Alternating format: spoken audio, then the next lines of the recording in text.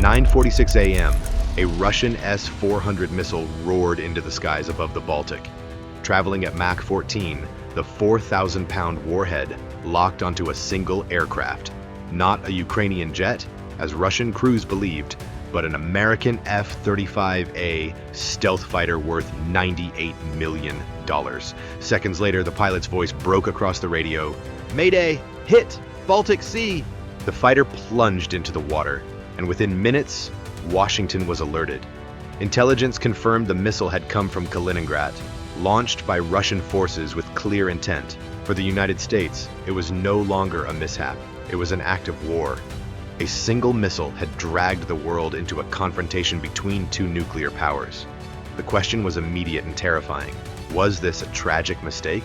Or had Moscow just lit the fuse of global conflict? At 9:42 a.m., an American F-35A Lightning II departed from RAF Lakenheath in eastern England. The aircraft, valued at nearly $100 million, was tasked with a reconnaissance sweep over the Baltic Sea, remaining in international airspace, but close enough to monitor activity near Kaliningrad. Missions of this type had been flown many times before, often without incident. By 9:45, the aircraft was 70 miles northwest of Kaliningrad. Inside a Russian air defense bunker, operators of an S-400 Triumph system detected a trace on their screens. The return was faint, inconsistent, but persistent. Using the 96 L6 surveillance radar in coordination with the main system, the trace stabilized into a track. For crews trained to assume any unknown contact near Kaliningrad was hostile, the conclusion was swift. The command to engage was given. Moments later, a 48 N6 missile weighing nearly 4,000 pounds launched from its canister. Accelerating almost instantly to Mach 14, it was engineered for long-range interception of advanced aircraft. In this case, its seeker head locked firmly onto the American jet. Inside the F-35, the pilot's threat detection system lit up. Audible tones and a flashing red icon signaled that the aircraft had been targeted. Training dictated immediate action. The pilot initiated a defensive brake, banking the jet into a hard turn while simultaneously deploying countermeasures. The maneuver subjected both pilot and airframe to 9 times the force of gravity. Even for a highly trained aviator, sustaining 9 G pressure compresses the chest, narrows vision, and demands absolute concentration.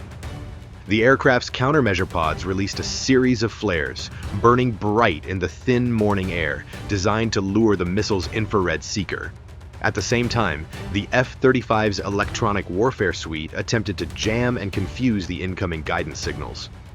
For brief moments, the missile's tracking solution wavered, but its computer recalibrated within fractions of a second, correcting course with ruthless efficiency. The pilot continued to maneuver, alternating sharp turns with rapid changes in altitude. Every action was precise, calculated to delay the inevitable impact for as long as possible. Each second gained mattered, but at 4 kilometers per second, the missile consumed distance faster than any defensive system could counter. At 9:46, the warhead's proximity fuse activated at a range of 600 yards. The airburst detonated with enormous force. The resulting shockwave struck the F-35 like a hammer blow, ripping through its low observable coating and tearing away the port wing.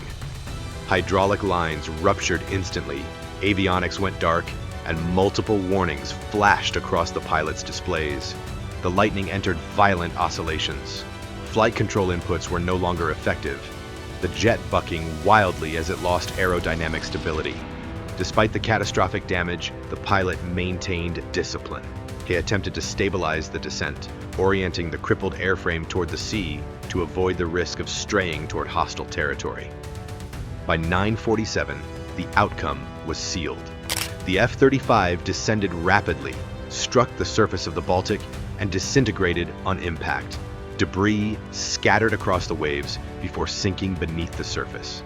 The pilot's final transmission, relayed seconds before the crash, reported critical damage and position. In Washington, the report was received with immediate alarm. This was no accidental radar illumination, nor a near-miss interception. A Russian missile had successfully engaged and destroyed an American aircraft in international airspace. Military analysts noted that the event marked more than the loss of a single jet. It represented a breach of long-standing boundaries that had previously prevented direct hostilities between NATO and Russian forces. The implications were stark. If Kaliningrad's crews were authorized to fire on U.S. aircraft during a routine patrol, the threshold for escalation had already been crossed. What began as reconnaissance had transformed into a crisis with potential global consequences. The Baltic engagement was no longer a tactical event. It was a signal, intentional or not, that the rules of restraint were breaking down. And in Washington, leaders now face the question: respond cautiously and risk being perceived as weak, or retaliate decisively and risk a confrontation with another nuclear power. And now, the question moved from the cockpit to the situation room. Should the United States strike back immediately, risking escalation with a nuclear-armed adversary, or hesitate and risk being seen as weak? The world held its breath. By 10:05 a.m. Washington time, the incident over the Baltic was no longer seen as an isolated event. Intelligence reports confirmed the launch origin, an S-400 system positioned inside Kaliningrad. The strike had taken place in international airspace, leaving little room for interpretation. Within hours, the Department of Defense classified the downing of the F-35 not as a miscalculation, but as an act of war. The Pentagon's immediate concern was deterrence. Failure to respond decisively risked signaling weakness, not only to Moscow, but to allies across Europe who depended on the credibility of U.S. power. A measured diplomatic protest was dismissed as insufficient. Instead, military planners accelerated contingency operations that had long existed for scenarios involving Kaliningrad, Russia's most fortified enclave on the Baltic. The task fell to the USS Gerald R. Ford Strike Group, already on station in the North Atlantic. The carrier and its escorts represented the most advanced naval formation in U.S. service, capable of launching a combined air and missile offensive within hours. The plan was straightforward in structure but overwhelming in scale. Phase 1 would see the release of 68 unmanned aerial vehicles, programmed to saturate Russian radar and deplete its missile batteries. Phase 2 assigned 25 combat aircraft, including F-22 Raptors and F-15EX Eagles, to precision strikes against radar arrays and command bunkers. Phase 3 would conclude with 20 Tomahawk cruise missiles, launched from the destroyer USS Thomas Hudner, directed against hardened targets deep inside Kaliningrad. In total, more than 100 individual assets were committed to the operation.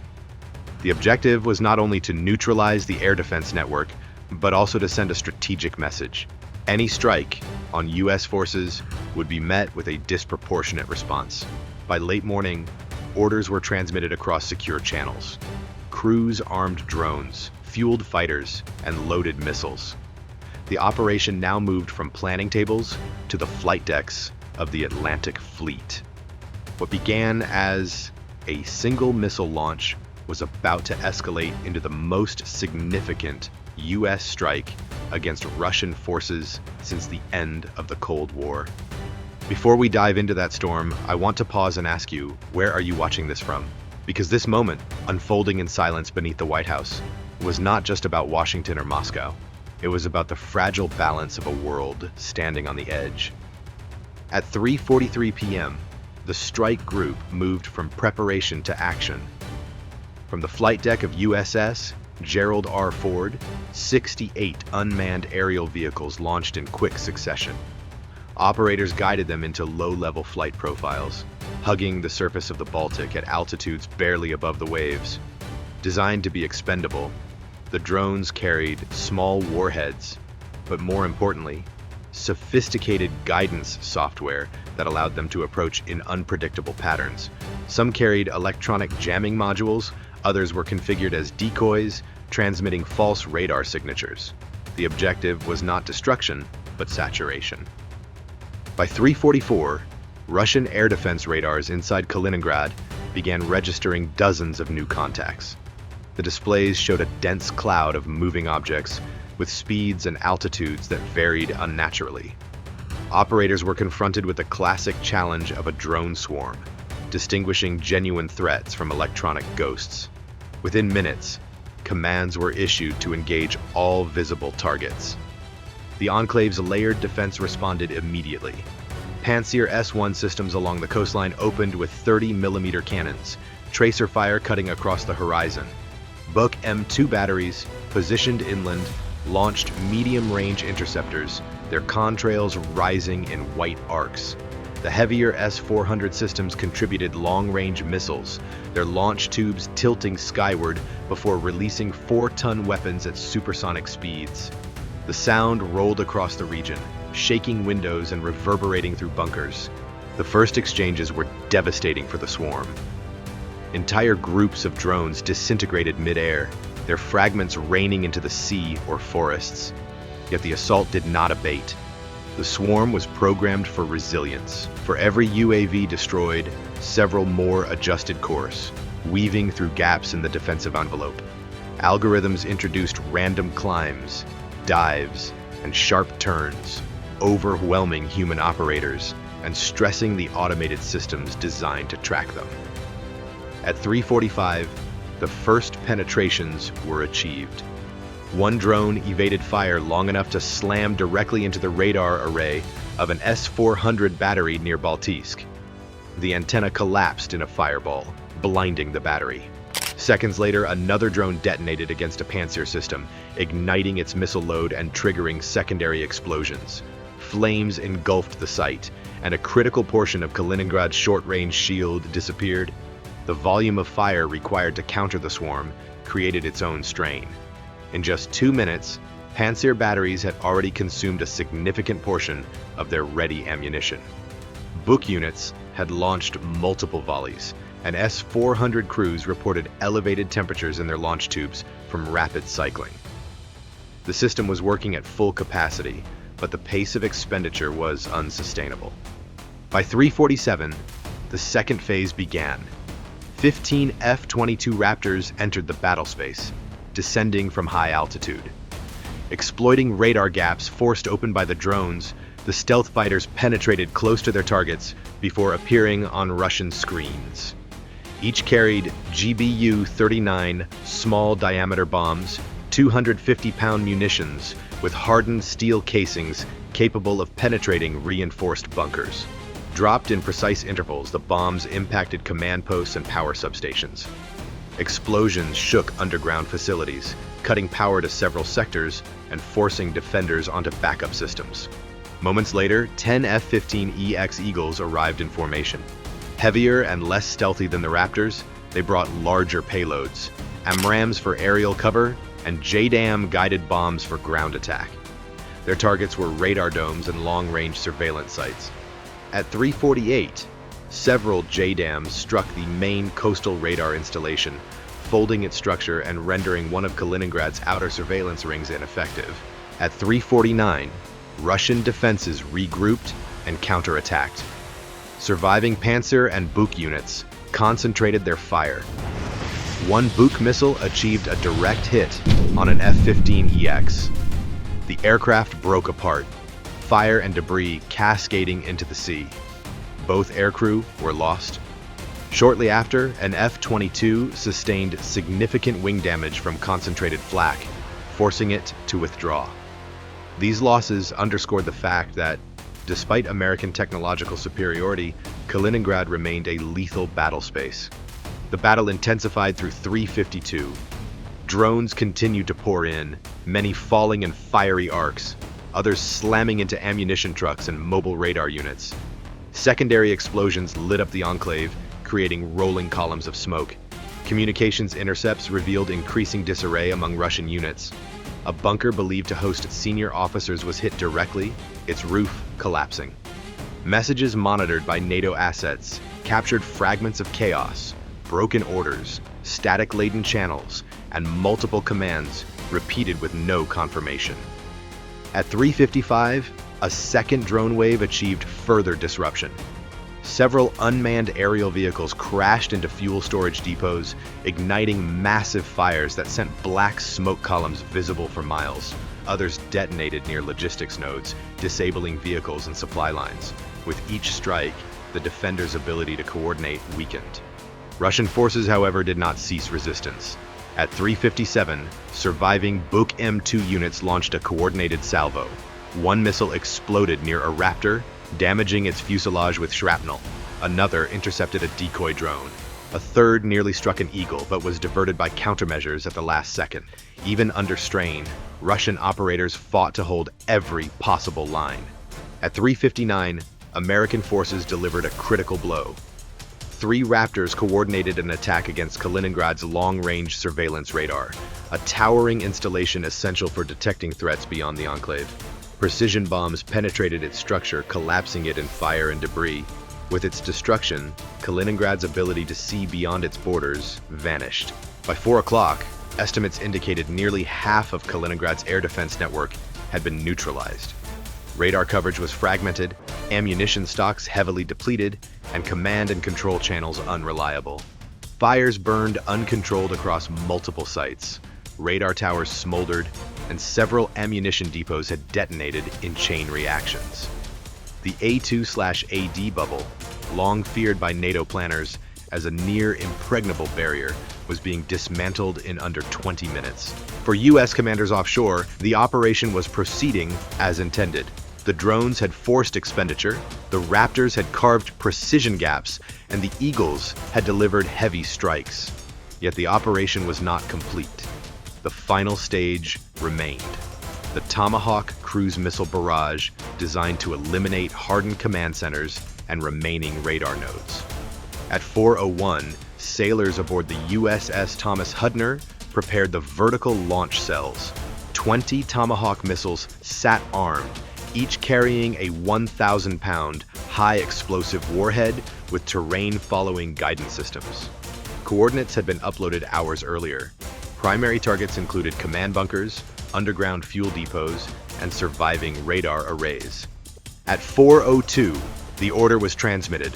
Launch hatches opened, flames roared, and the long white bodies of Tomahawks streaked into the Baltic sky. Their flight profiles kept them low, skimming just above the water before curving inland to avoid early detection. Inside Kaliningrad, surviving operators prepared for the inevitable. Ammunition stocks were low, radar coverage incomplete, and coordination fractured. The swarm had drained their resources. The Raptors and Eagles had blinded their eyes. What remained was a final test, whether the Enclave's surviving defenses could withstand the incoming barrage. The battle had entered its last phase, and the question for both sides was now clear. Could Kaliningrad endure the Tomahawks, or would the fortress collapse entirely under the weight of precision firepower? At 4:02 p.m., the Baltic trembled again. 20 Tomahawk cruise missiles erupted from the vertical launch cells of USS Thomas Hudner, their plumes carving white scars across the gray sky. Each missile skimmed low over the waves before climbing inland, hugging treetops and valleys at nearly 550 miles per hour. They were silent executioners, programmed to strike hardened targets deep inside Kaliningrad. By 4:05, the first impacts arrived.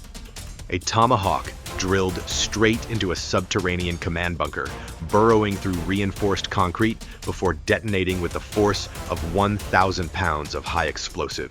The ground shook, concrete shattered, and the bunker collapsed inward, entombing the officers inside. A second missile obliterated a munitions depot. The secondary explosion lit up the horizon like a miniature sun as thousands of artillery shells and rockets ignited at once. At 4:07, the main Air Defense Coordination Center, the nerve hub of Kaliningrad, took a direct hit. The blast ripped through its radar feeds, communications relays, and command consoles. Screens went dark. Generals and colonels caught mid-command were cut down in an instant. In less than an hour, over 40 senior officers, including several generals, were killed. Russian defenses tried desperately to intercept. Panzer systems fired their last remaining rounds, tracing arcs of fire against the incoming missiles. A few Tomahawks were struck, tumbling into fireballs before reaching their targets, but most kept coming, their guidance systems weaving through the storm. One by one, they slammed into fuel depots, radar towers, hardened bunkers. The fortress was collapsing under its own weight. At 4:15, a grim update reached Washington. 72% of Kaliningrad's integrated air defense network was confirmed destroyed. Billions of dollars in equipment lay burning. The A2/AD bubble that NATO planners had feared for decades was gone, erased in less than an hour by steel, fire, and relentless precision. But the price had not been free. In the skies above, one F-15EX was gone, 2 American pilots lost. A Raptor limped home, badly damaged, its pilot injured, but alive. For their sacrifice, the US had dealt a crippling blow to Russia's western bastion, but every victory came laced with blood. By 4:30, silence fell. The last fires burned in Kaliningrad's shattered fields, radar towers smoldered like blackened skeletons, and the city's once vaunted shield lay in ruins. For decades, Moscow had called Kaliningrad untouchable, a fortress on the Baltic that no enemy could breach. In 47 minutes, that myth had been shattered. The strategic message was unmistakable. To America's allies, the strike carried reassurance. The US would never hesitate to act when its people or assets were attacked. To its adversaries, the message was darker. One missile against an American fighter would bring not proportional response, but overwhelming devastation. For the families of the 2 pilots who never returned, the triumph carried sorrow. They had flown into history and never come back. Their sacrifice underscored the truth of modern war. Every victory is paid for in lives. The world would remember this day as more than a skirmish. It was a demonstration that America's arsenal could dismantle even the strongest fortress in under an hour. It was a reminder that deterrence was not just theory, but firepower. And it was a warning. Strike at the United States, and the answer will be total destruction. The final image from the Baltic that evening showed the sun setting over a scarred horizon, smoke still curling into the sky. Beneath the calm waters, the wreckage of an F-35 rested silent. Above, NATO jets patrolled unchallenged. The world had changed. For allies, the message was clear. The shield holds, and America stands ready. For enemies, the lesson was harsher. Touch a single US aircraft, and the response will come like thunder. And for all of us watching, one thought lingered. Was this a warning shot, or the first chapter of a new global war? See you next time.